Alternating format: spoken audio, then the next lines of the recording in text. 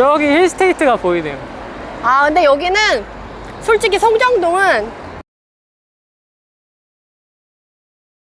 이 정도 먼저 보시면 될 것 같아요. 준신축 보시는 분들은. 왜냐면 아직도 걔네는 안 움직였거든, 크게. 뭔가 이 5층짜리는 되게 귀엽다. 근데 얘네들이 재건축되기가 좀 쉽지가 않아요. 여기 사시는 분들이 워낙 원주민 분들이 이제 돈이 없으신 분들이 많으셔가지고 반대를 많이 하신대요. 그래서 힐스 들어올 때도 얘네들을 좀 하고 싶어가지고 좀 건설사들이 좀 건드린 단지들이 몇 있었는데 반대가 오히려 많아가지고 그냥 이 구역 쪽으로만 들어온 걸로 제가 알고 있거든요. 공시지가 발표돼가지고 1억 이상 넘어가는 단지들이 많아졌고, 그리고 그렇게 됨으로써 인해서 투자자들의 운신의 폭이 줄어들었잖아요. 그러다 보니까 리스크가 더 커진 거죠. 그리고 지금 뭐랄까 또 우리가 내년 대선을 생각해야 되잖아요. 그래서 네. 내년 대선 되면 또 부동산 시장이 한 번 또 분위기가 바뀔 거라서 그때를 대비하셔서 조금 예비비도 좀 준비해 두시고, 그때 만약에 기회가 왔다 그러면 바로 또 총알을 쓰셔야 되기 때문에 그런 거에 좀 대비해 두시면 좋을 것 같아요. 왜냐면 그런 변혁이 있을 때 기회도 있거든요. 근데 리스크도 같이 오기 때문에. 옛날에 8.2 때도 그랬고 9.13도 그랬고 그쵸. 1216도 그랬고. 저는 그래서 파리 대책 발표되고 나서 소강기 때 자기가 만약에 돈이 있었다 그럼 서울에 오히려 그때 꺾였을 때 들어갔어야지. 그때 막 1, 2억씩 빠졌었는데. 그리고 맞아. 원래 없던 단지에 금매도 막 생겼었잖아요. 제가 그래서 부동산 처방전 낼 때도 그때 광명 놓친 걸 진짜 너무 뼈 아프게 저도 생각하는데, 그런 식으로 약간 변혁이 한번 있을 때마다 그렇게 실투급이 만약 있다 그러면 바로 질러야죠. 저는 그래서 그때를 후회합니다. 그래서 저도 지금 약간 현금을 조금 축적하고 있어요. 솔직히 송정은 힐스랑 그 문성의 레이크자이 기준으로 봐서 걔네가 얼마나 가냐에 따라 준신축이 얼마큼 따라갈 수 있을까를 보고 가시면 크게 문제는 없을 것 같아요. 그런데 구민을 너무 넓게 보지 마시고 딱 포인트에 있는 대장 지역의 대장 아파트, 그리고 그 옆에 대장 아파트를 같이 움직일 수 있는 준신축까지만 보시는 게 안전하지 않을까 싶어요. 왜냐면 생각보다 빠르게 움직였어요. 송정 대장은 저 힐스죠, 힐스. 네. 원평의 대장은 원평 아이파크. 그리고 고화읍의 대장은 문성 레이크자이. 그리고 옥계는 옥계 현진. 그리고 확장단지. 거기까지. 도량동은 롯데캐슬. 항상 부동산은 비교 학문이기 때문에 네네네. 이렇게 대장을 항상 찾아서. 네네. 왜냐면 또 동마다 지금 신축이 거의 하나씩밖에 없어요. 되게 심플하네요, 보기가. 어떻게 보면 진짜 딱 구미는 딱 보기, 공부하기 너무 좋아요. 동마다 신축을 기준으로 해서 걔네가 얼마나 가격대가 형성되어 있냐. 근데 되게 신기한 건 신축들이 다 문성이나 여기 송정동이나 도량동이나 가격대가 4억으로 딱 맞춰져 있다는 거예요. 근데 그래도 이 송정이 그 원도심의 그 인프라의 그런 저력이라고 해야 되나? 그래서 송정 힐스가 조금 더 가격이 높아요. 그러니까 약간 도량이나 저쪽에 문성 같은 경우는 4억 초반대 형성됐다고 하면 얘는 4억 6천까지 지금 거래가 되고 있거든요.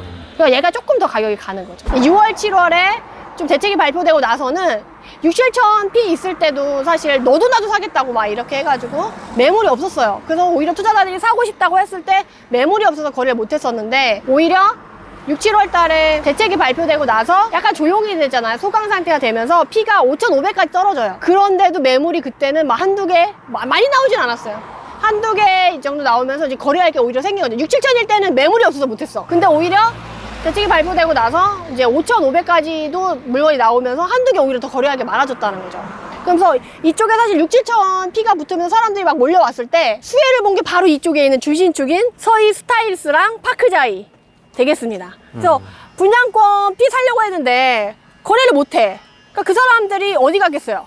바로 근처에는 쟤도 괜찮은데? 쟤 준신축이야. 썩지도 않았어. 썩지 않았어. 덜 썩었어. 덜 썩었어.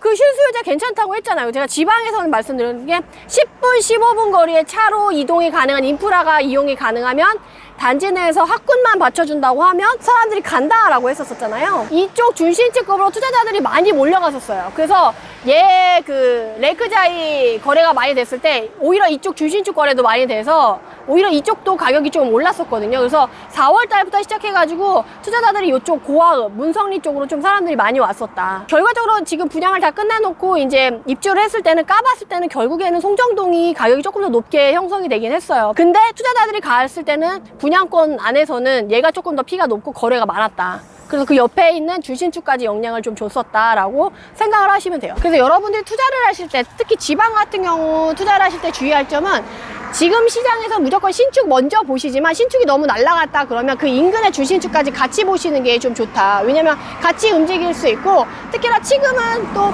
전세가 좀 많이 부족한 시장이잖아요. 특히나 구미는 이제 공급 물량이, 누적 물량이 많이 이렇게 있어서 가격이 막 떨어졌다가 지금은 공급 물량이 없고 그 이후에도 공급 물량이 거의 없거든요.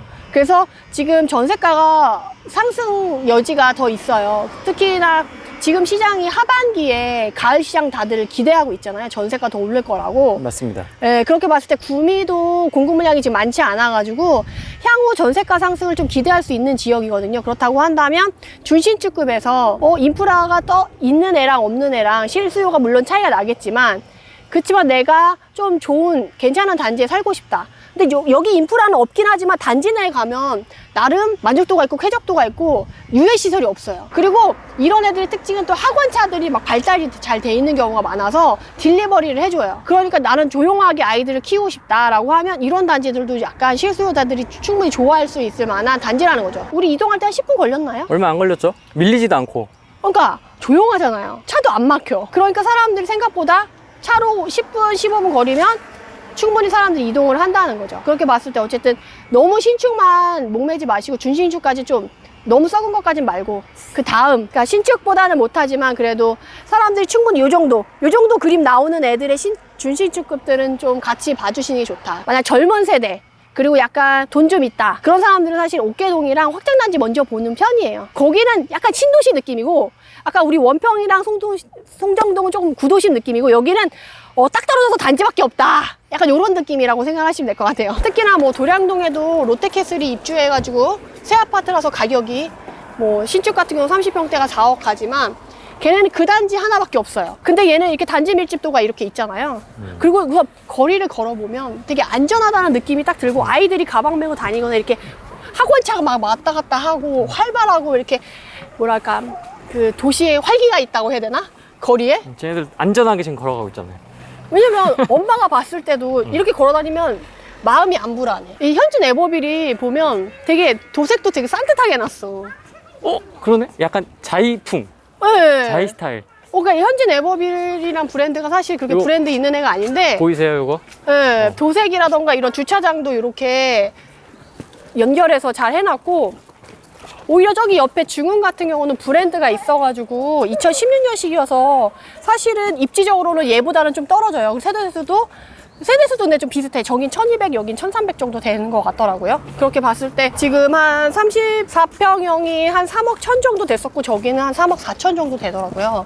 그렇게 봤을 때 저기가 조금 더 신축이고 중흥이란 브랜드가 있어가지고 가격이 좀 더 나가는 거죠. 근데 우리가 이제 투자자들을 봤을 땐 가성비를 따진다고 하면 그렇죠. 입지 좋고 가성비 좋은 데가 조금 더 이쪽이기 때문에 사실 투자자들이 먼저 와서 구미에 공부를 한다. 그럼 2단지 먼저 보고 그 다음에 이제 브랜드를 찾아가거나, 이제 학원은 저쪽가 이렇게 형성이 되어 있거든요. 저쪽 도로에. 그래서 그쪽으로 보시면 될 것 같고, 대신에 이 단지 앞으로 지금 노랑버스들이 막 많이 다니잖아요.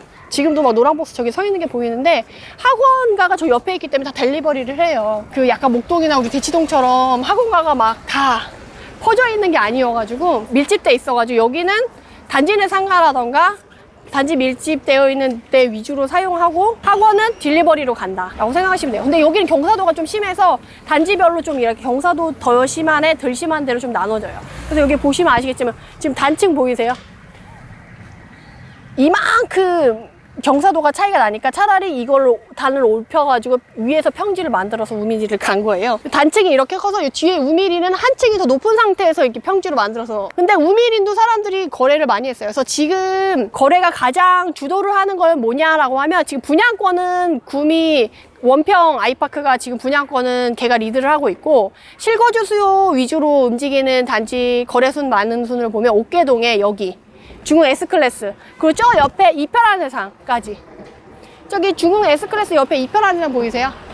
거기까지 해가지고 지금 옥계동에 이 에버비를 중심으로 해서 에너지가 쫙 퍼져가지고 지금 이 단지 위주로 좀 가고 있다. 에너지. 상승의 에너지 중요하죠. 근데 이 에너지가 크냐 작냐에 따라서 이제 물이 퍼져 나가냐 안 퍼져 나가냐인데, 작년부터 시작해가지고 이 현진 에버비를 시작해서 저세가 상승을 받쳐주면서 10월에 전세가 상승 올라오고 갭이 줄어들고 다시 상승 에너지가 생기면서 그 에너지가 좀 여기 옥계동 안에서도 쫙 퍼져나간다라고 보시면 될 것 같아요. 구미에서 옥계동은 젊은 수요층이 가장 선호하는 지역으로, 내가 만약 아이를 키운다고 한다면 학원, 학군 이런 걸 생각한다면 이쪽을 먼저 보시고 이쪽을 먼저 사람들이 올 수밖에 없는 그런 단지라고 생각을 하시면 좋을 것 같아요.